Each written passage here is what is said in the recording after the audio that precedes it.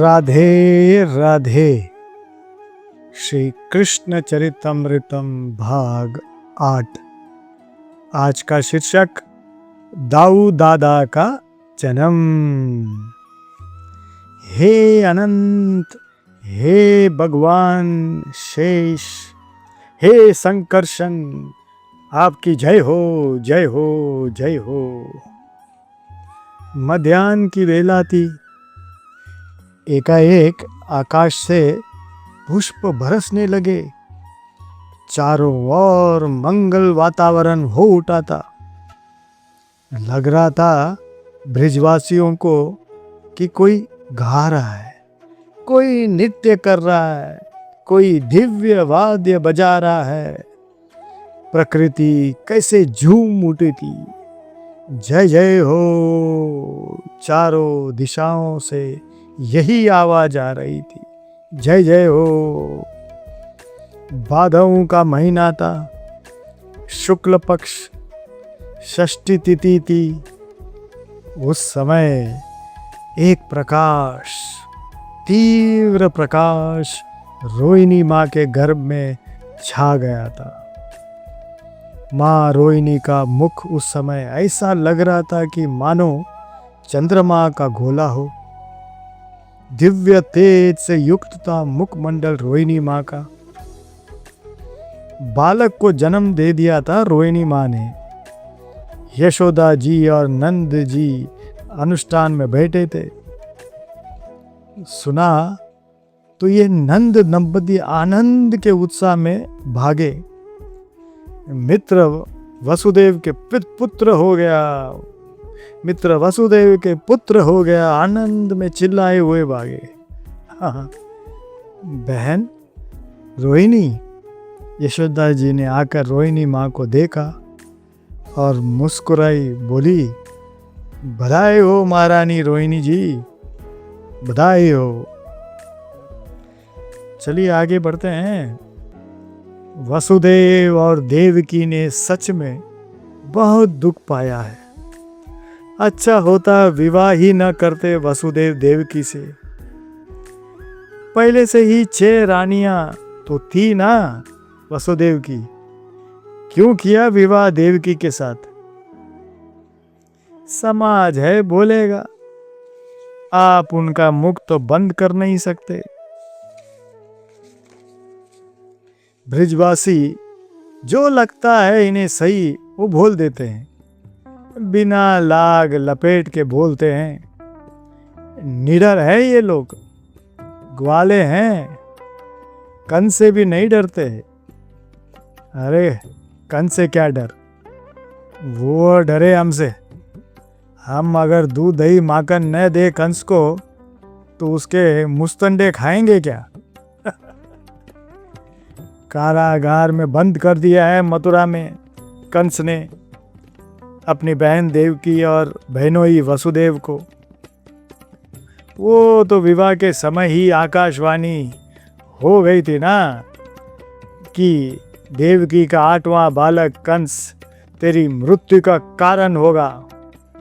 बस उसी दिन से देवकी और वसुदेव को कंस ने बंदी बनाकर कारागार में बंद कर दिया। अन्य पत्नियां भी थी, सब इधर उधर चली गई। कोई अपना पिता के यहाँ गई तो कोई अरण्य में। तब तक के लिए जब तक ये दुख का समय बीत न जाए। रोहिणी कहीं जाना नहीं चाहती थी, वो अपने पति के पास ही रहना चाहती है। पर ये कैसा संभव है? रोहिणी, मेरे मित्र नंद और भाभी यशोदा के यहाँ गोकुल में तुम वहां जाकर रहो, और जब ये दुख के बादल छट जाएंगे तब आ जाना। वसुदेव ने समझाया, देवकी ने भी समझाया। अक्रूर रथ में बिठाकर रोहिणी को गोकुल में ले आए थे। यशोदा जी आनंदित हो गई थी उस दिन जब रोहिणी को देखा था। बहन, ये तेरा ही घर है, भैया वसुदेव के जीवन में कितना दुख आ पड़ा।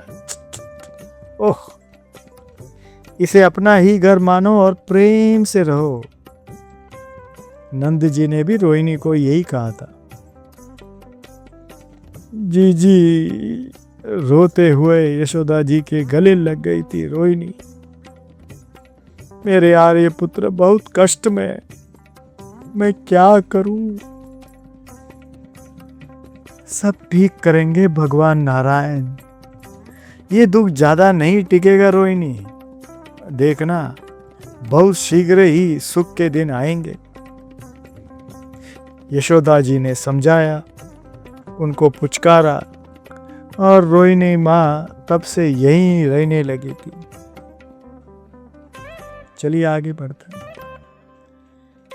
हे तात विदुर जी, भगवान संकर्षण देवकी के सप्तम गर्भ थे, पर भगवान नारायण ने देवकी के गर्भ से उन्हें खींचकर रोहिणी के घर में पहुंचा दिया था।